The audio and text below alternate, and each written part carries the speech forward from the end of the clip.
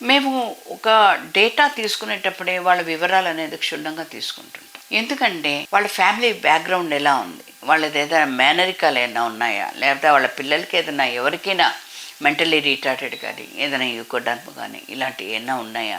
ఇప్పుడు కొంతమంది పెళ్లి చూపుల్లో బయట వాళ్ళు కానివ్వండి, మేమైతే ట్రయల్గా అడుగుతాం, తీసుకుంటుంటాం.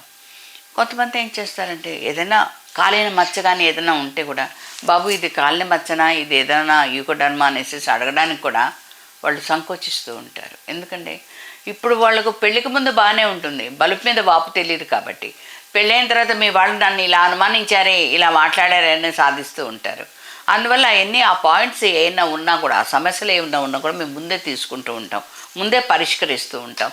దీనివల్ల ఏంటంటే చేసుకునే వాళ్ళు కూడా హ్యాపీగా వాళ్ళ సమస్యలన్నీ కూడా మా ద్వారా తెలుసుకోవడానికి అవకాశం ఉంటుంది, వాళ్ళు కూడా హ్యాపీగా ఉండడానికి అవకాశం ఉంటుంది.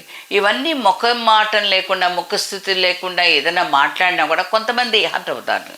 అలాంటివన్నీ చేయకుండా మనం సౌమ్యంగా సున్నితంగా అడిగి తీసుకోవడం బెటర్.